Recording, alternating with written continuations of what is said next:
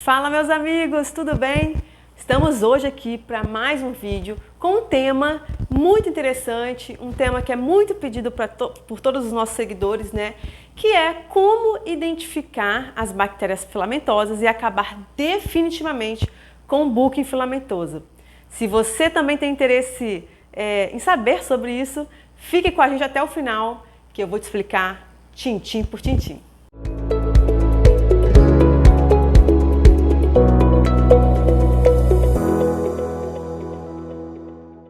Então, eu vou começar te relembrando o que é o conceito, né, de buco inflamentoso. Vamos dar uma olhadinha nos slides?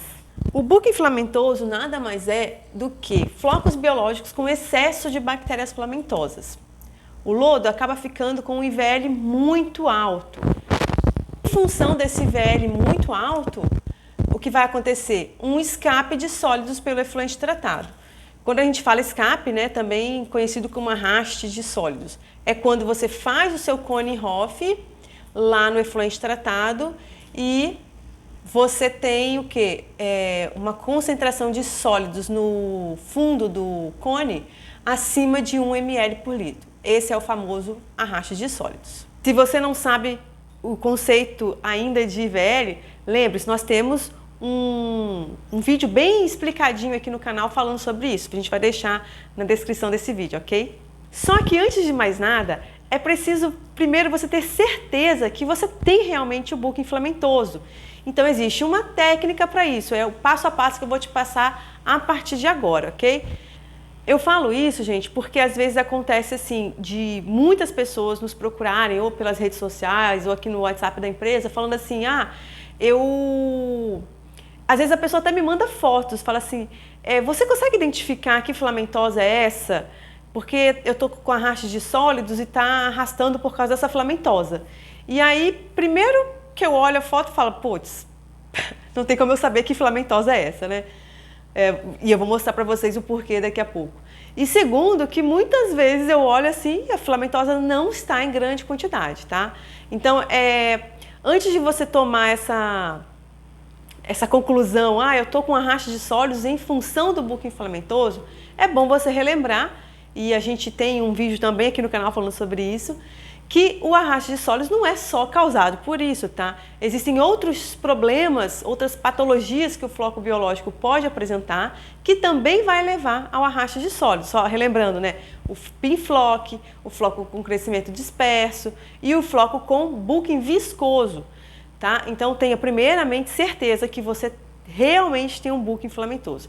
Então, como que eu sei se eu realmente tenho um buco filamentoso? Vamos lá de novo para os slides.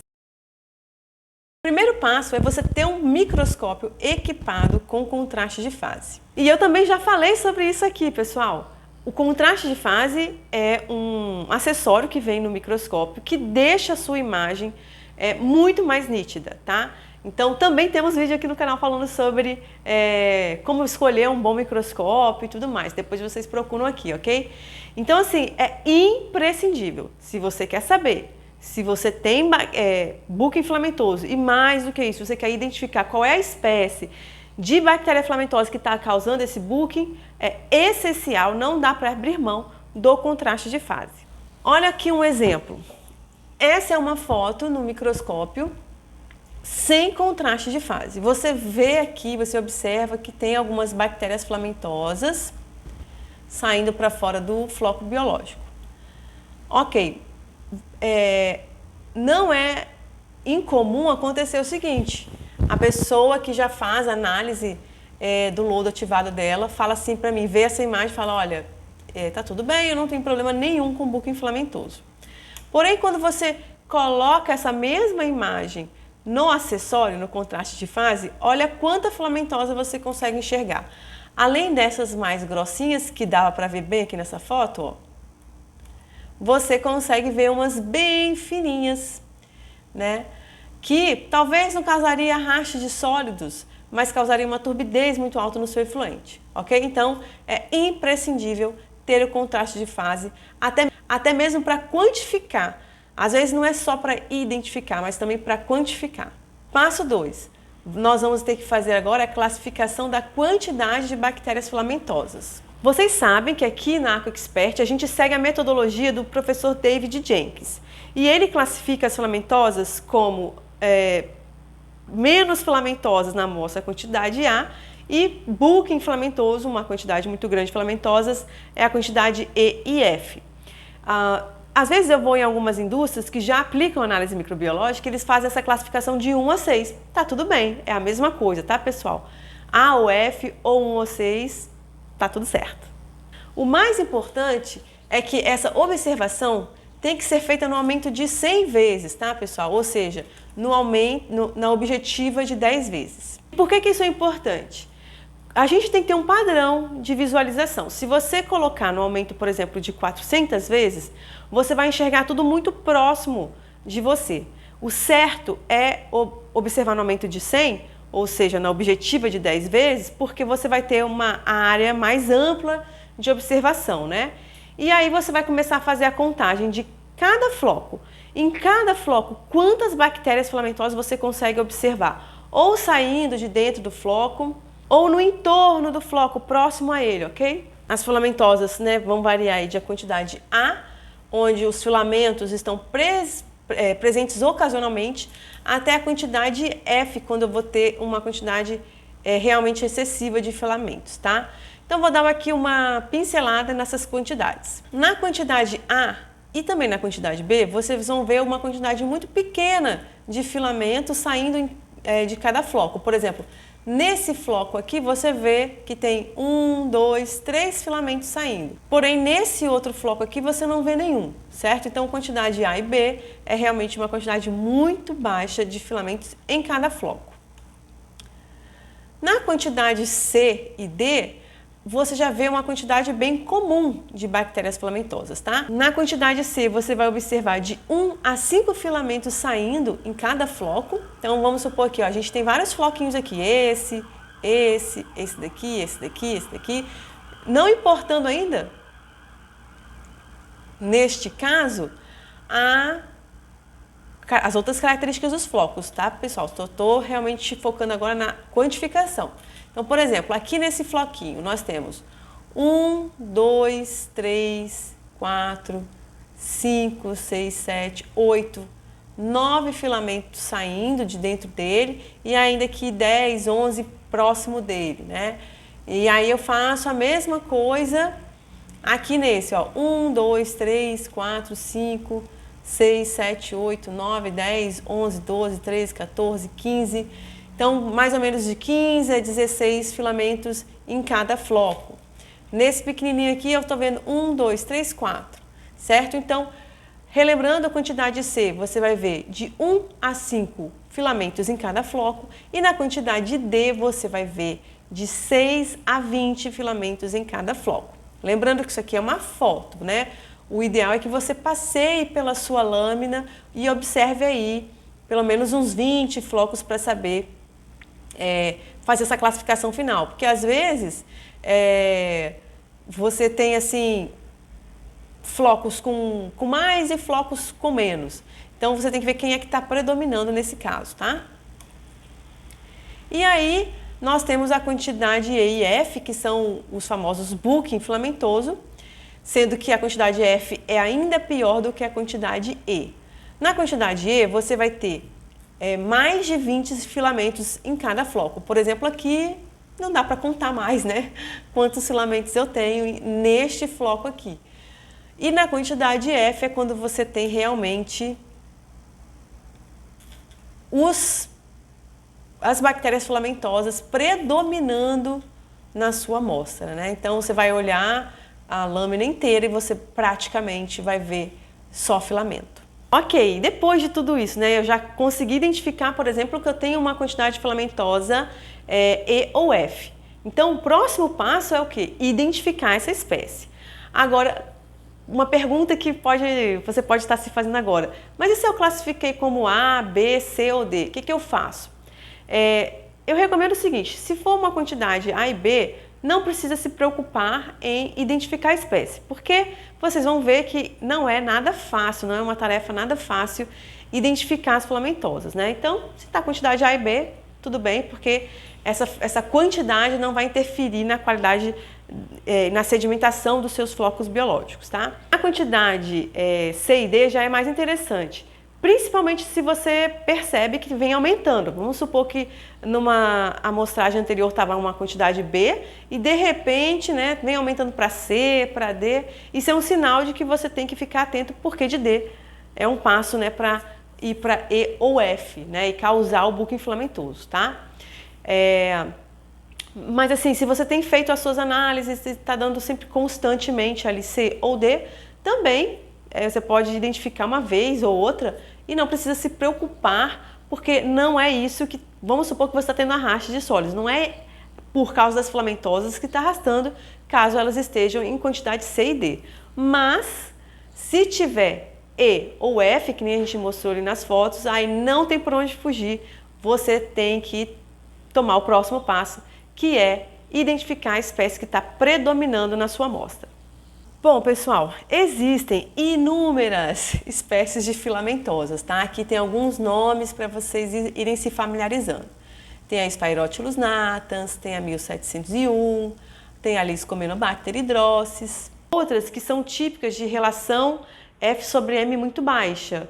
Outras que gostam daqueles ambientes que tem uma DBO rapidamente biodegradável. Tem ainda também as filamentosas que gostam de excesso de gordura e acabam formando aquela capa de espuma, né, no tanque de geração, entre outras coisas, tá, pessoal? Essas são as mais importantes. Existem aí mais ou menos 20 espécies, né, de bactérias filamentosas catalogadas, identificadas, né? Tudo começou com o professor Eichborn e depois o Jenkins, né, foi o cara que trouxe mais informações sobre as filamentosas, né? Por exemplo, foi o Jenkins que conseguiu falar, olha, a Liscomenobacter hydrosis, quando eu tenho predomínio dela, ela demonstra o quê? Né? Falta de oxigênio, carência de fósforo, etc. Sei lá, Nostocoida limícola, normalmente aparece em que condições? Quando eu tenho compostos rapidamente biodegradáveis ou também quando eu tenho falta de algum macronutriente, tá? E por aí vai. E aí a pergunta que não quer calar, né? Como é que eu faço o controle disso? Então, para você controlar o crescimento da bactéria filamentosa, é imprescindível a sua correta identificação, bem como, é claro, o conhecimento das variáveis que causam o seu crescimento. A gente sempre fala que existem, na verdade, duas formas de você controlar as filamentosas. Essa forma que eu vou te mostrar agora é a forma mais confiável, porque você vai agir na causa raiz do problema, né? Vamos supor que, como alguns exemplos anteriores que eu dei, eu acabei falando, olha, é uma filamentosa típica de falta de nutriente. Então, se você dosar os nutrientes na concentração certinha, a tendência é que ela em pouco tempo vai desaparecer. Então, você tomou uma ação corretiva que se refletiu na queda do buco inflamatoso, na queda do IVL e o seu arraste vai parar. Agora, se você não toma esse caminho, qual é o outro caminho? Existe uma forma mais rápida de fazer isso, só que com risco muito grande, que é dosar cloro. E a gente também tem vídeo aqui no canal falando sobre como é essa dosagem de cloro. Ou ainda, né, você pode dosar polímero. O cloro a gente dosa sempre na linha de recirculação de sólidos, enquanto que o polímero é na entrada do decantador secundário. Essas duas opções, pessoal, são medidas rápidas e não são medidas que vão te dar retorno no longo prazo. Por quê? Embora sejam rápidas, as duas medidas são extremamente caras, né? Aumenta muito o custo na operação do sistema. Por outro lado, também, são coisas que você não vai conseguir ter a aplicação para sempre, né? Vai chegar uma hora que o seu sistema pode ficar saturado. Por exemplo, quem já dosou polímero em excesso sabe que quando a gente extrapola, acontece o contrário. Ao invés de decantar, ele acaba flotando o seu lodo. Então, o caminho mais demorado, porém mais assertivo, é, sem dúvida nenhuma, identificar corretamente a filamentosa, saber quem é que está predominando, e aí você vai conhecer as causas pelo qual ela cresce, né? É falta de algum substrato, ou falta de oxigênio, Enfim, sabendo qual é a causa dela, fica muito mais fácil tomar a ação corretiva. Então vamos entender como que a gente identifica as bactérias filamentosas, tá? É como se fosse um retrato falado. Você tem que olhar a filamentosa e ir identificando as características dela. Tá? Num retrato falado, então, por exemplo, a pessoa começa lembrando a cor do cabelo, a cor da pele, o formato do nariz, o formato da boca, e a pessoa vai, né, o escrivão lá, o desenhista vai falando, até que no final você tem um retrato falado, certo? Por isso que eu digo que não é realmente uma tarefa muito fácil, porque é uma análise muito visual. Então, você tem que treinar muito para falar, para chegar à conclusão de que aquela é a espécie certa de bactéria filamentosa. Porque, às vezes, nós temos ali 3, 4 espécies com características muito semelhantes e que podem ter condições de crescimento totalmente diferentes uma da outra, ok? Então, não é uma tarefa nada fácil. Você tem que, primeiramente, aprender quais são essas características e aprender a diferenciar essas características muito bem. Bom, agora nessa fase a gente vai passar para o aumento de 1000 vezes, ou seja, você vai colocar na objetiva de 100 vezes e usar o óleo de imersão com contraste de fase, tá? Por isso que eu falo que a escolha do microscópio é imprescindível, porque tem que ser um microscópio que te permite uma visualização muito, muito boa, perfeita, para você conseguir ver todos os detalhes da filamentose que a gente vai ver daqui para frente, tá? E aí nós vamos avaliar características como o tamanho do filamento, a forma dele, o formato da célula, o tamanho da célula, se tem grânulos de enxofre, se a filamentose é ramificada, se tem separação celular, entre outras coisas, tá? E para isso a gente usa uma chave dicotômica, com essa carinha aqui mais ou menos, tá? Então o que a gente tem aqui nessa chave dicotômica? Essa chave, ela é como se fossem perguntas para você ir montando o seu quebra-cabeça, vamos dizer assim, né? Então, por exemplo, você já consegue separar aqui 2 grandes grupos de filamentosas. São espécies que têm grânulos de enxofre. Então, nós temos aqui algumas poucas espécies que têm. Muitas outras, a grande maioria, não tem, tá? Então, vamos começar aqui. Filamentos que contêm grânulos de enxofre. Nós temos a Thiotrix 1 e 2, a 021N, a beija-toa e a 0914, tá? Mesmo assim, você percebe que tem diferenças, ó.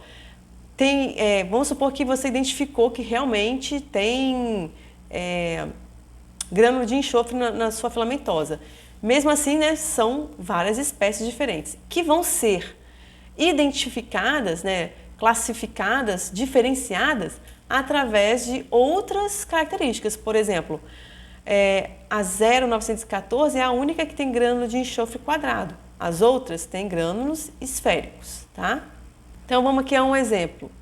Eu estou aqui no aumento de 1000 vezes com óleo de imersão e contraste de fase. Então eu consigo ver aqui dentro do filamento uma série de bolinhas bem brilhosas, que são os grânulos de enxofre. Aqui, só para vocês terem uma noção, que às vezes, mesmo no aumento menor, como é o aumento de 400 vezes, você consegue ver já, ó, os grânulos de enxofre, tá? Principalmente se você tem um microscópio muito bom. Aqui, também, ó, no aumento de 400 vezes, você consegue observar bem os grânulos de enxofre, porque trata-se de uma filamentosa muito grossa com bastante grânulo de enxofre e isso facilita bastante na nossa visualização. Ó, você vê que tem 2 aqui, ó. Essa mais grossinha, que tem bastante grânulo de enxofre, e essa aqui do lado, que é bem mais fina, mas também tem grânulos de enxofre. Então, se trata de 2 espécies diferentes. Tem uma filamentosa que também tem grânulo de enxofre, que se mexe, né? É a única filamentosa que tem movimento, que é a beija-toa. E algumas pessoas acabam confundindo aí com cianobactérias, né? Mas elas são bem diferentes. A beija-toa, ela tem uma curvatura, né? Ela se movimenta assim num movimento curvilíneo. Tem bastante grânulos de enxofre, né? Às vezes esses grânulos são amarelo e rosa, e enquanto que a cianobactéria normalmente ela é bem reta, bem mais grossa, né? E ela não tem esse movimento curvilíneo, é um movimento reto mesmo. Então, continuando aqui na nossa chave dicotômica, né? Agora, uma outra observação que você pode fazer é com relação ao GRAM. Então, você pode ter bactérias que coram positivo ou negativo, tanto para o GRAM quanto para o Neisser, tá? Então, por exemplo, aqui, filamentosas que são GRAM positivo. Nós temos os nocardioformes, 3 tipos de Nostocordia limícola e a Microtrix parvicella. Quem é GRAM variável? A tipo 0041, a 0675 e a 1851. E também a Nostocordia, dependendo do tipo de efluente que ela está se desenvolvendo, ela também pode curar GRAM variável. E aí tem as GRAM negativas, que são todas essas espécies aqui. Então, o segundo passo para também te ajudar a identificar é fazer a coloração da sua amostra. Como que é isso? Primeiro você tem que mandar fazer os corantes, né? São 2 que a gente usa, são o GRAM e o Neisser. E aí sim, agora dessa vez você vai fazer o seguinte, vai colocar uma gota de amostra para secar no ar, né? No ar natural. Depois de sequinha, você vai colocar os corantes, tá? No livro do Jenkins tem todo o passo a passo desses corantes e tudo mais.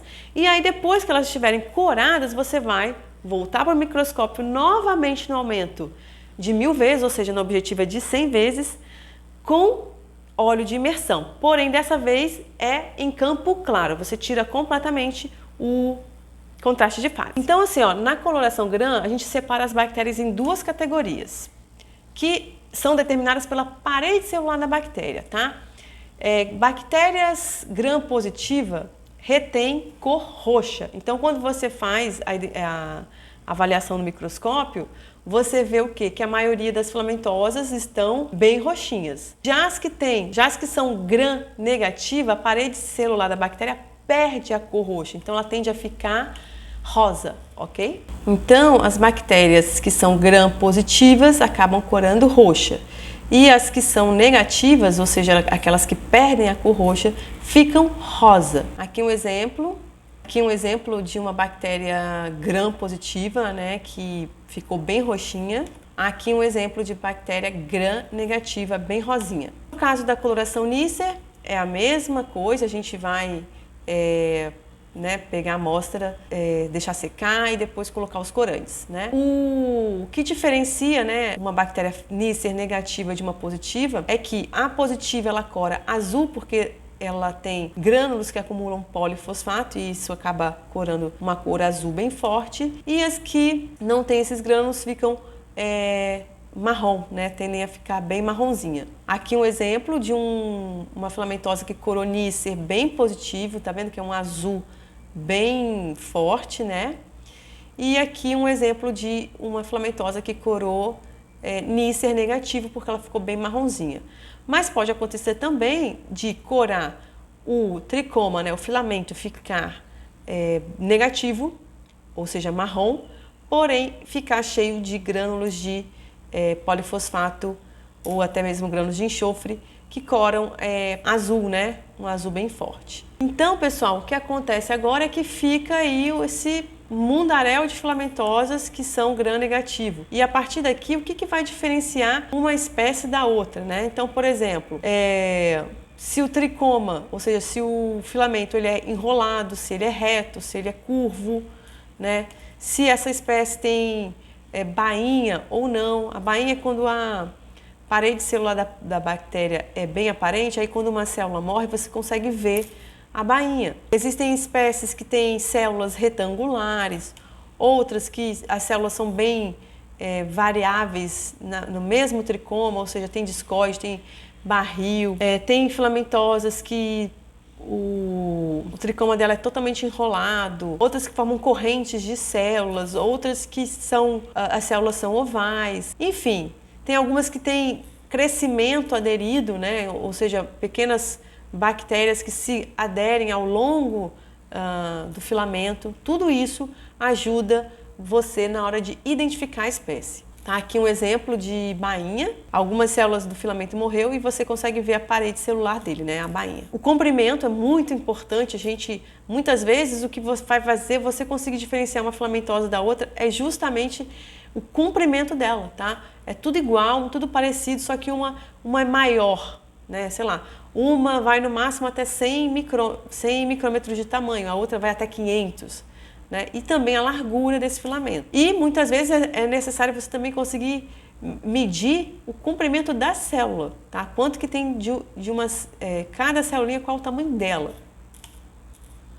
E isso é feito, pessoal, através do software que vem com o microscópio. Então, por exemplo, aqui eu estou mostrando para vocês o software de medição que veio com o nosso microscópio, tá? Então, eu coloco aqui na imagem que eu quero medir, né? Nesse exemplo eu estou medindo no aumento de 100 vezes, ou seja, na objetiva de 10.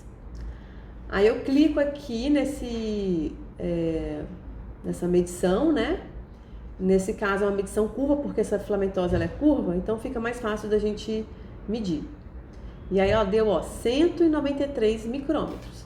Aí eu vou para uma próxima filamentosa que eu queira medir o tamanho dela. Essa daí, por exemplo, da mesma espécie, né? Qual o tamanho dela? Deu 170. Então eu já sei que mais ou menos ela tem um tamanho aí que varia de 170 até 190 micrômetros. Óbvio que eu não vou medir só duas, né? Eu vou medir uma quantidade para me dar uma estabilidade, né? Aí eu aumento para objetiva de 400 vezes agora. E aí eu já começo a observar algumas coisas importantes. Por exemplo, eu consigo ver que eu tenho bastante celulinhas anexadas. O fato dessa filamentosa ter bastante bactéria anexada é uma característica importante para fazer eu chegar na identificação da espécie, já que nem todas as filamentosas têm essas propriedades, né? E depois eu aumento mais ainda, né? Vou lá para o aumento de 1000 vezes, ou seja, eu coloco na objetiva de 100 com óleo de imersão para eu conseguir agora enxergar mais detalhes. Por exemplo, a largura da minha filamentosa. Então, vou lá na reguinha, consigo ver que ela tem mais ou menos aí 1,7 micrômetros de diâmetro. Aí agora eu vou numa outra espécie que eu também quero identificar, por exemplo. Eu consigo ver que essa espécie tem bastante diferenciação, né, celular, então eu consigo ver direitinho a separação entre as células. E agora eu vou medir o tamanho da célula, comprimento e largura. Filamentosa bem grossa, né? Olha, ela deu 3,44 micrômetros de largura. E agora eu vou medir o comprimento. Olha, o comprimento dela deu aí 4,11 micrômetros. Então agora eu tenho qual é o tamanho da célula. Isso também é uma das coisas que vai me ajudar bastante na hora de identificar a espécie que eu estou em dúvida, né? Uma coisa também muito importante nessa etapa, quando a gente está fazendo as medições do tamanho, é que o seu microscópio tem que estar bem calibrado também. Os microscópios mais modernos já vêm com essa calibração de fábrica, tá? Os mais antigos, você precisa então comprar uma reguinha que vem com uma marcação, né? Uma lâmina que vem uma marcação, uma reguinha mesmo, que é calibrada. E aí você calibra o seu software através dessa reguinha, ok? Então, você tem que ter confiança de que o que você está medindo realmente está correto, ok? Então, tem que calibrar o seu software de medição. Bom, feito isso, você vai então buscar nas referências bibliográficas o que cada filamentosa indica, né? Então, existem espécies que são típicas de aqueles efluentes de indústrias de bebidas, indústrias que trabalham com muito açúcar, álcool, né? Então, são compostos de cadeia carbônica muito curtinha e aí as bactérias filamentosas, na hora de competir com as formadoras de flóculo, ganham essa briga. Então, esse é um ambiente muito propício para ter a proliferação de várias espécies de bactérias filamentosas. Outras espécies que gostam de excesso de sulfeto, então isso é muito comum, por exemplo, em indústria de celulose. Existem situações também em que o afluente ele vem com uma relação DBO nitrogênio e fósforo muito desregulada, normalmente com carência de nitrogênio ou de fósforo em relação à carga orgânica que está entrando, né? Lembrando que a relação correta é sempre 5:1. Também temos vídeos sobre isso aqui no canal. E aí, quando tem essa relação desequilibrada, muitas filamentoses também se desenvolvem. Então é o seguinte, para você ter um excelente controle da sua estação, além de você conseguir, por exemplo, identificar as filamentosas, você viu que cada filamentosa vai se proliferar num tipo diferente de ambiente, que muitas vezes está relacionado com a carência de algum substrato, né? Então, por exemplo, se você não mede nitrogênio total e fósforo total no seu afluente e você tem uma filamentosa que está indicando essa condição, você fica sem provas, né, concretas de que isso realmente está acontecendo. E muito menos sabendo assim, qual é a concentração então que já tem no seu efluente e qual é a concentração que você vai ter que dosar. Por isso, ter um plano de controle analítico que cubra a maior quantidade possível de análise é essencial também para esse controle. Então é isso, essa aula ficou bem longa, mas eu espero de coração que você tenha se beneficiado dela. E é o seguinte, se você quer aprender com mais profundidade, né, porque isso aqui realmente é só a pontinha lá do iceberg. Se você quer realmente se aprofundar na identificação de bactérias filamentosas e utilizar não só as filamentosas, mas também os protozoários e também os flocos biológicos como ferramenta para que você consiga operar a sua estação em tempo real, é o seguinte, a gente tem um curso que é o curso de microbiologia de louros ativados. Ele tem no formato online e se você tiver interesse, então você pode se inscrever. Aqui na descrição do vídeo a gente vai deixar o link para a página de espera. Então você coloca lá seu nome, seu e-mail e aí quando a gente abrir uma nova turma você vai ser avisado, né? E caso você não possa esperar ou queira uma coisa mais especial, uma coisa mais diferenciada, então você pode nos convidar também para fazer um treinamento em company. Vou deixar aqui também o nosso e-mail para que você possa entrar em contato caso tenha interesse numa proposta, tá? E se você ficou pensando assim, nossa senhora, Ana, esse trem é muito complexo, eu nem tenho esse microscópio aqui, mas eu acho que eu tenho problemas com filamentosas, aí a segunda opção que você tem é nos enviar a amostra. Então a gente tem aqui pacotes de controle microbiológico, né? A gente identifica as filamentosas, os protozoários, te dá aí um relatório super completo de como melhorar, né, a sua operação para que você aumente a sua eficiência. Então você pode mandar uma amostrinha de lodo para a gente uma vez por semana ou uma vez a cada 15 dias, tá bom? Então se você tem interesse nisso também, pode nos mandar um e-mail solicitando uma proposta para fazer um monitoramento da sua microbiota. É isso, espero que vocês tenham gostado e eu vejo vocês na próxima quarta.